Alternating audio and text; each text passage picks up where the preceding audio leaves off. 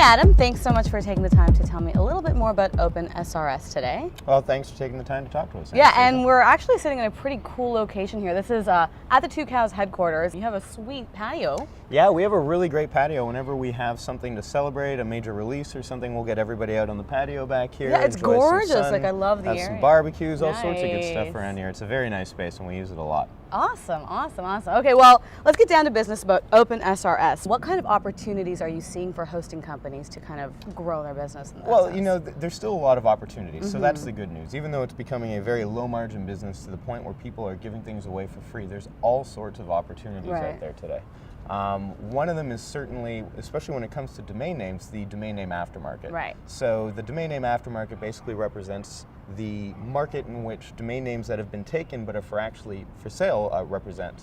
And as domain names become harder and harder to find, this is becoming more and more important for web hosting companies. Web hosting companies typically start their purchase process with a domain name. So when you go to a web hosting company's website, usually there's a box that says type in a domain name, and then from there, they'll start to do stuff like sell web hosting services, sell email, digital certificates.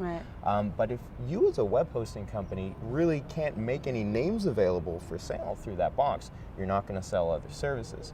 So one thing a lot of major web hosting companies and registrars are doing these days, and our customers are doing, that we're really seeing is becoming very popular, and we're really trying to talk to customers that aren't doing it, is adopting this domain name aftermarket. So when you put a domain name search box on your front page of your website, usually what happens is when somebody types in a name, it'll say, oh, sorry, that's not available, call this phone number, or goodbye. And so what we're really trying to talk to our customers about, because really big major web hosting companies that are successful are all doing this, is put some technology behind it that says, well, here are some suggestions based on your query that are available. So I've looked to see that you're typing in the word hockey, so I'm going to look for the word sports. And here are some domain name suggestions based on the domain name aftermarket. So if you type in hockey space league, maybe hockeyleague.com is available in the aftermarket. And allowing people to type in whatever the heck they want into that box and just spitting out results no matter what. So we've done a lot of research that says when people go to that box, they don't type in www.yourname.com. They tend to type in things like one word at another word exclamation mark, or one word ampersand another word, and generally stuff like that returns errors. So that's another thing that we're trying to get our customers to really think about. The other major opportunity that I think web hosts are really missing out on is just making it really easy to do business. Domain name transfers is a great example. Bringing a domain name over to a new web hosting company can be a really complicated process. You got to do all these approvals, you got to make sure it's in a certain state, you got to have an authorization code, It can be scary. And what a lot of people who are doing a good job of talking in plain English and offering one package and doing the whole kit and caboodle are also doing that just helps them grow their business even further, is making that process really easy to understand. So putting up a checklist that says, whoa, before you bring your domain name over, do you have X? Do you have Y? Do you have just Z? simplifying it. Is everything okay?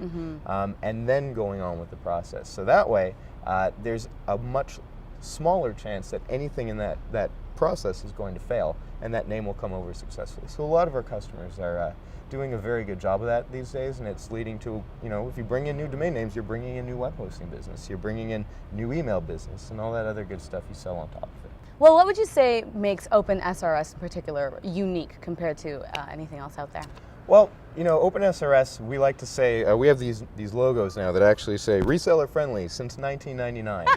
And that's actually a really good indicator of what makes us different. We've been around since 1999, which in internet years is like 800. And because of that, we actually invented the wholesale model. So the concept of being able to buy domain names and internet services on a wholesale level, for service providers and web hosting companies, whereby they could slap their own name and logo on top of it and make it look like they're providing all the technical backend for that. That whole concept was founded with OpenSRS. So we have the most experience in operating a system like that. We've been in domain names from day one when the market deregulated and other companies were allowed to register domain names. So because of that, all we focus on is wholesale services. All we focus on is making sure our customers can do business successfully. All we focus on is providing them with the tools to be able to do that. And so that's something that a lot of companies really don't do very well or very often. We're also really heavily involved in the domain name policy process, which a lot of other companies these days aren't. So we have a very unique business model whereby we're representing thousands and thousands of web hosting companies. Because most other domain name registrars, service providers in our space are direct to retail or have their own interests, they typically don't tend to take the concerns of all those customers to organizations like ICANN, which is responsible for the operation of domain names in the internet and such.